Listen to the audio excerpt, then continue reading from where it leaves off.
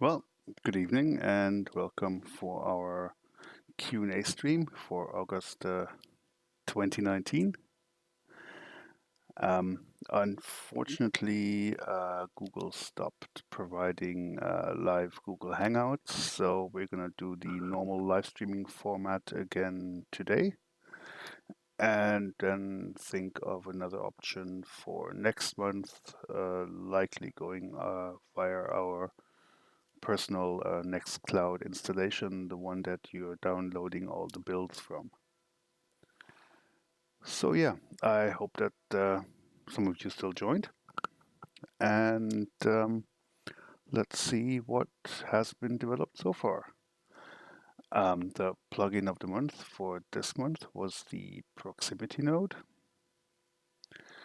and what this essentially does is, if I go to my surfaces here, it allows you to measure the distance of a certain point, in this case points on the three planes, to the or to a specified spline, and then use that in this case to drive a gradient, or there's all kinds of stuff that you can do with that. Um, a preview build was sent out to you earlier this week, and maybe some of you checked it out already. Hope you did. And if you have any, requests, ideas, suggestions, whatever, feel free to put them in the chat. All right. So the interesting thing about this is that it actually works live. So I've got the spline selected here as the current item. You can go into the spline editor, and yeah, this is still an issue. Not quite sure on how to solve,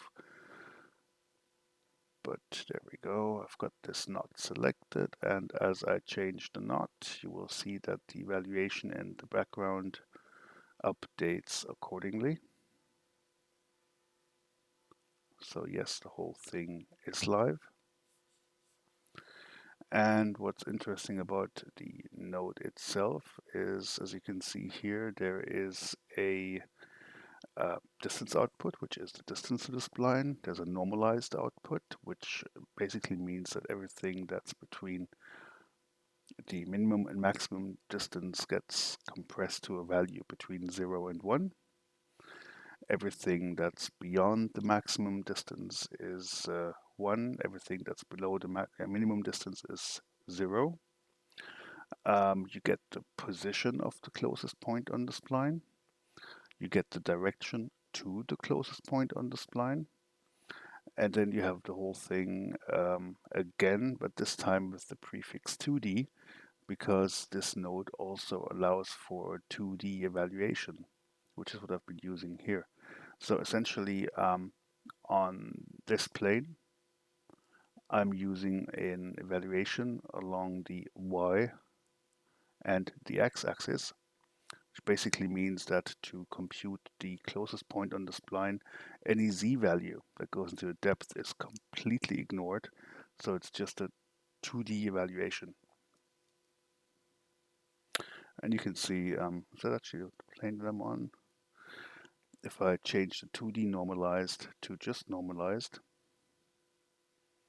yep, you will see that you get different value or a different gradient, because some of the points like this one don't actually have an influence on the plane back here because they're just too far away in 3D space. If I go back to the 2D distance, you will see that this point again has an influence here on that plane because the distance along the z-axis is completely ignored by the evaluation. All right. So this is something that you got already. Also, one thing that I added, if you go to the spline prefs, you also have the option now to display the spline shadow. If you turn it on, let me just turn off VPR, then you will see that there is a faint trace of the spline.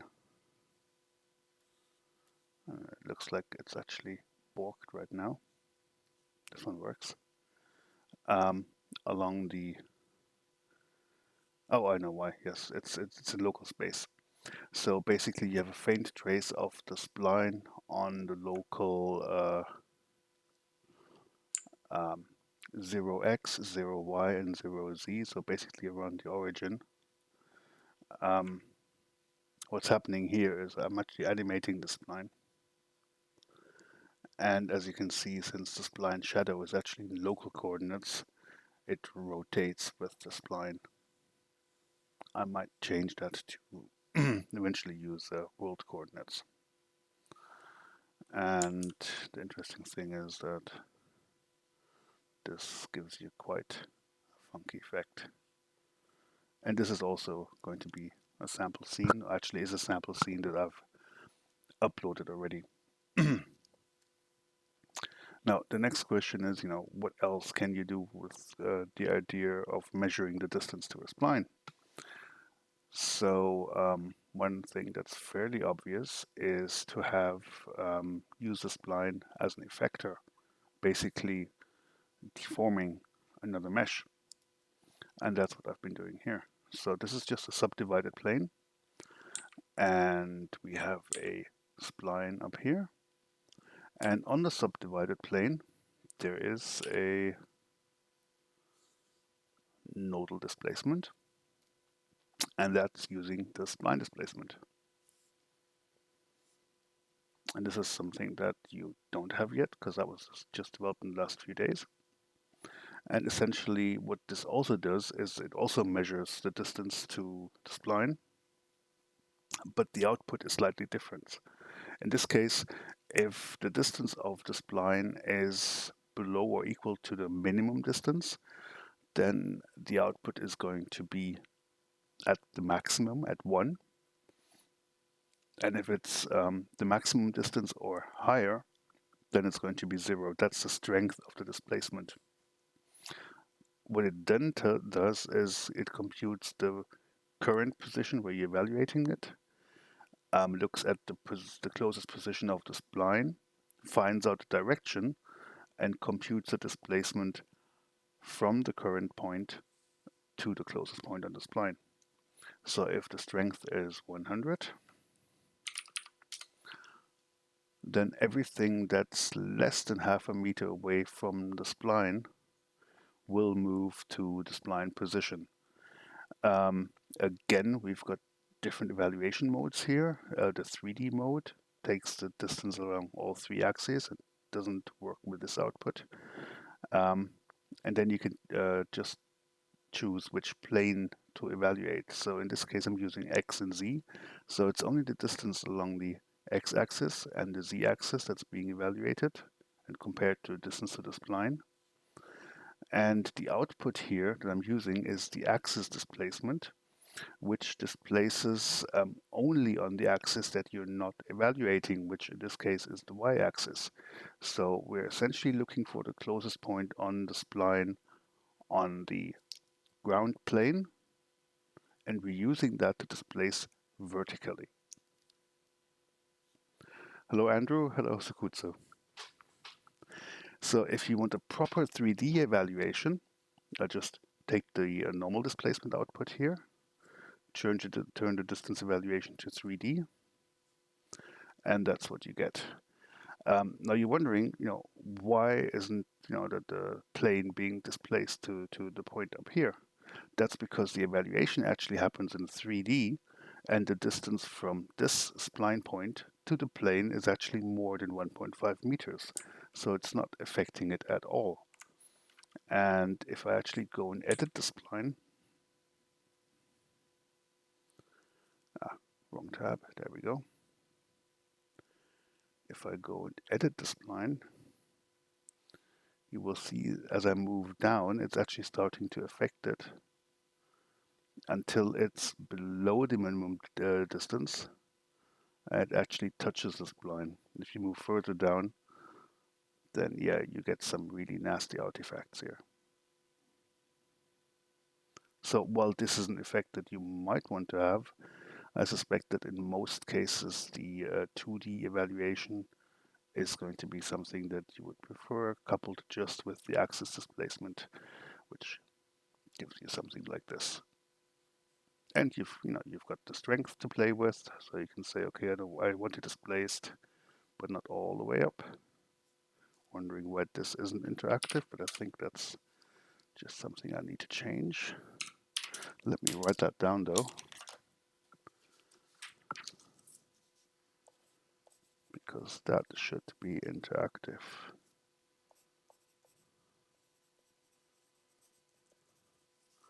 And I suspect that these don't work interactively either. Nope, they don't. Okay. See, I hardly ever use the mini sliders, so that's something I haven't caught yet.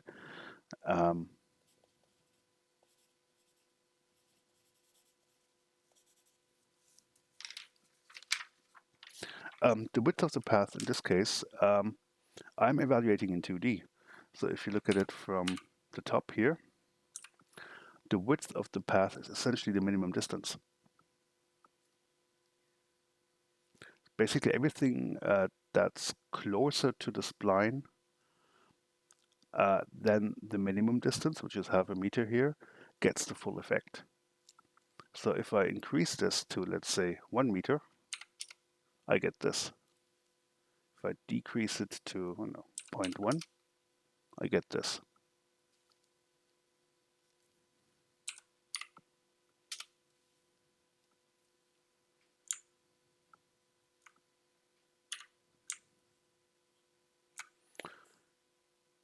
So yeah, and the whole thing is interactive as well. And somebody asked on Discord this morning, if you could use that for instances as well. And yes, you can. And I even made it easier than it was this morning. So I've got another sample scene here. All right. It's the same spline, the same plane, and I've got some really gorgeous trees in here that I modeled in 5 minutes. And what I've got here is I have a normal instancer, and since it's a subdivided plane anyhow, I'm just using the where is it? I'm using the polygons mode, max polygons. Really didn't change anything except for the scale. And if you go to the nodes, you will see that I've got 2 spline displacements here, and I'm subtracting one from the other. That's just see them in isolation. The first one is again a 2D evaluation with a minimum distance of half a meter, maximum distance of 2 meters, and a strength of 25% in this case, but you can change that. And the output that I'm using is the strength output.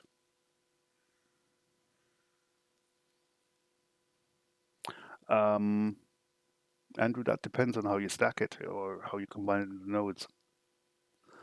But it will take the current distance, but you can override the position that you're checking against using the position input. So you could essentially displace something and then do a spline displacement depending on the distance of the displace point to whatever you're comparing against, or to the spline. All right, so I've got this spline displacement that I'm misusing in a way here, and it does have a strength output. Now, the strength is essentially a value from 1 to 0, and the strength is 1 or 100% at the minimum distance or lower than that, and it's 0% at the maximum distance or beyond that. So essentially, it's almost like using a weight map that's driven by the distance to the spline. And that's what I'm using as a weight. If I hook this up directly, I get this. So basically, I've got the maximum weight for the instant generator at everything that's half a meter away or closer to the spline. And that's just in the 2D mode. So, seeing it from up here. And the maximum distance is 2 meters. If I lower this to, let's say, 1 meter, I get this. Just zoom in a little. And I can spread it out more, 3 meters, and maybe actually start at 0. And if I lower the overall strength, then it just lowers the weight and there's less instances in general. All right. And what I've done is essentially I'm using this distribution here, and I've added a second spline displacement that has almost the same settings, except that the minimum distance here is 0.25 and the maximum distance is 0.5. So it's a lot closer to the spline. And I'm using the weight produced by that, and I'm subtracting it from the weight up here.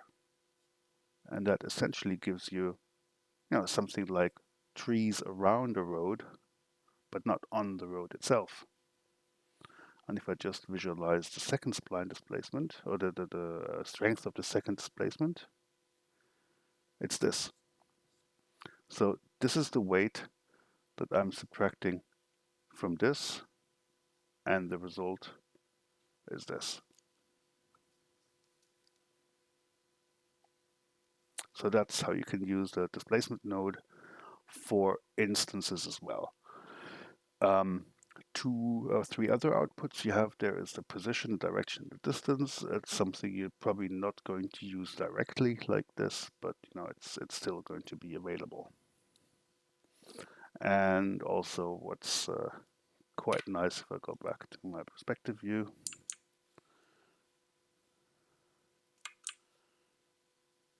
and go to my spline edit. There we go. Ah, damn. I wish Lightwave wouldn't do that.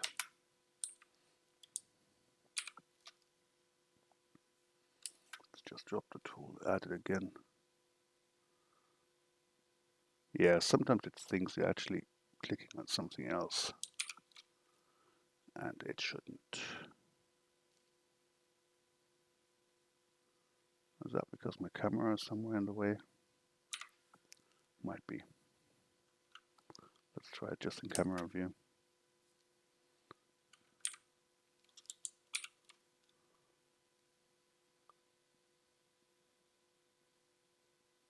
No? This is odd. All right, here we go. So yeah, as you can see, as I move the spline around and edit it, the instance distribution changes as well. And let me just turn off the spline shadow. There we go. So yeah, it's quite nice to see that this is actually fully interactive as well.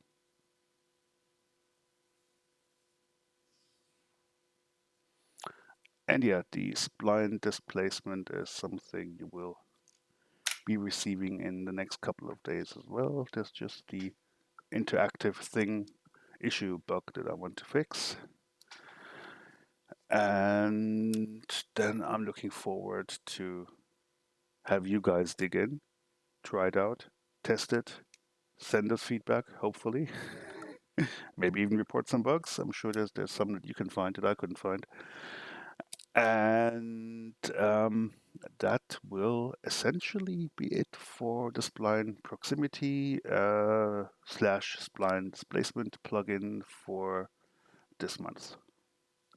And I have to say it's quite interesting that once we have the basics for how to evaluate splines, how to edit splines set in stone in the application, how you can build a nice ecosystem around them that just multiplies the possibilities. It's not just, it doesn't feel like, it's just adding on. It feels more like it's multiplying the more nodes and tools I add to this. So that's very interesting.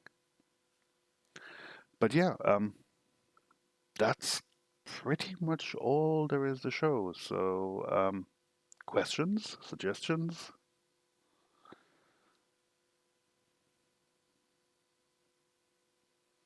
And while you're thinking about your questions, um, what I would like to suggest for the next month, because I think we're getting to the stage where it's starting to be necessary, is spline animation. And that is very likely going to be, or not very likely, but that is going to be another one of those 2 months projects like the original Spline editor. Um, Mainly because there's a lot of design work to do as well in thinking on how to implement things properly.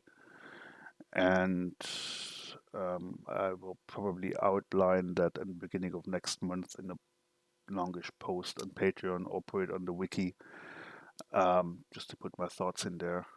Um, because yeah, I think spline animation is more than just being able to keyframe single points on a spline. Oh, I'm sure there's patrons. I don't know. Are there patrons that aren't interested? The thing is, I mean, I that's what I tried this month. Is that we had 4 options on the poll, and 3 of those were not spline related at all, and only one was. So, yeah, well, maybe there's going to be no spline related thing on the poll next month, but I suspect most people are actually super interested in those. At least, from the feedback that we had so far.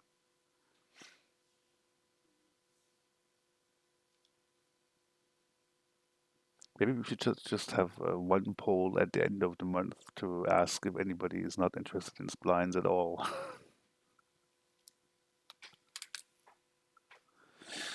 And, see if they at least vote there.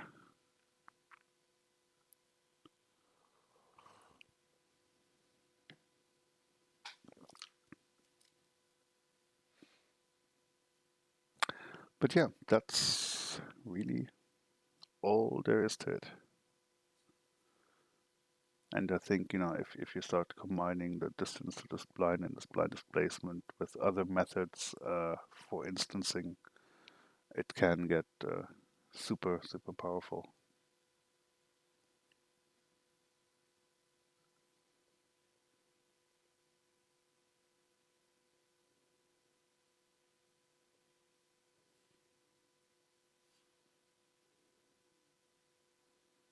And yeah, this is just super nice. And essentially, you could, drive a displacement of the ground with the same spline, of course, and have that uh, update as well.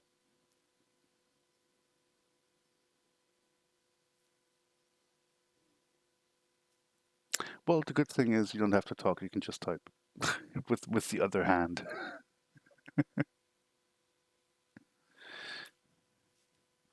But yeah, um, that's it.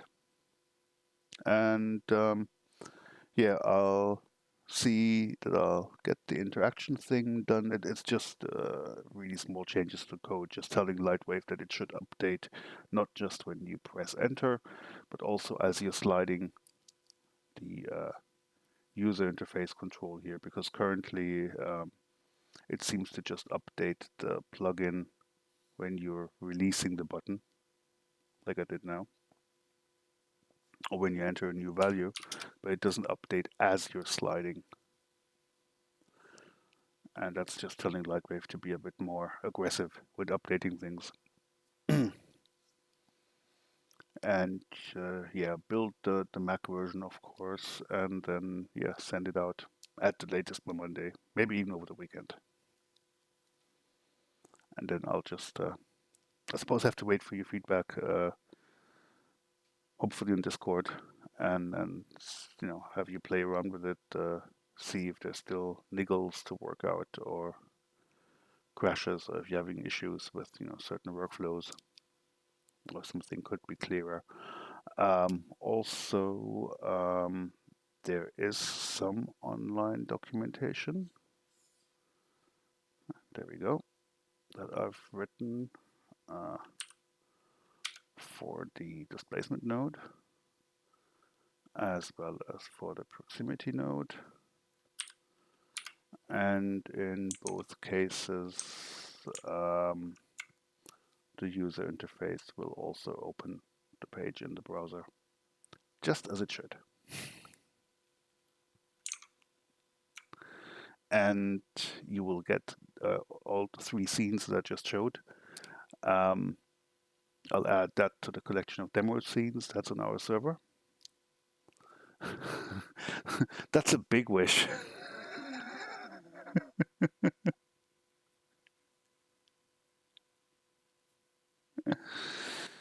And yeah, so all 3 demo scenes will be on our Nextcloud server with the other ones. And the way that works with your emails, you always get a link to the demo content. The link is always the same. And we will just keep updating it. And you can just, always download the current version of that. And most of them will also have like a small description like this window here.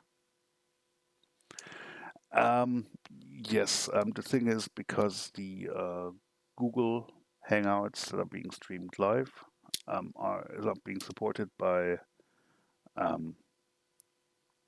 Google anymore, of course by Google. We thought about what else to do, and it seems like we are going to use our own cloud, which is the software that we're using to distribute files to you chaps. We're going to use that as a replacement for the Hangouts, because there's a nice plugin for that and it actually works. Tried it today, and that will give us a persistent chat room that will cover all Q&As, and we will use that chat room to launch the calls for the Q&A streams. And what we will do as well is basically stream my screen capture, as well as the audio we're picking up from your calls to YouTube as we're chatting on our server. So that is very likely going to be the replacement. The nice thing is you will just need a link to join that chat room. We will send that link out. It's going to be persistent, so that chat room stays. And you don't actually have to log in with any user credentials or anything like that. You can just use the link and you're in. So it's in that sense, it's a lot like a Google Hangout, very easy to use. And it works with most modern browsers. Yeah, well, that's the thing. I mean, if the Hangouts don't provide anything that Nextcloud provides anyhow, then we might as well just use Nextcloud and do it that way. And then it's our own cloud and it's persistent, which I think is quite neat actually, because then we will have at least all the Q&A chats in a single chat room that remains, and people can even use that between sessions to type things or upload stuff and whatever. So yeah, we'll be trying that out in the next couple of weeks, see how the streaming goes. And we'll probably actually send out invite links or post an invite link to that chat room before that, so we can get your feedback on it as well.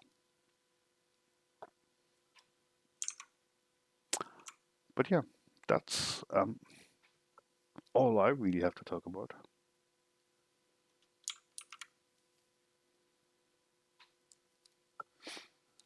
So we can just, watch some VPR and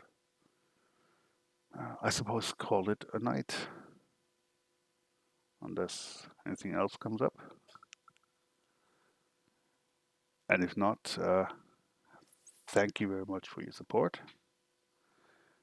Thank you for joining us. Thank you for watching. And yeah, we'll see what we're going to suggest for the plugins for next month, and look forward to your reactions and your replies as well. So thank you very much. Have a nice evening, and see you online. See you on Discord. Bye bye. Good night.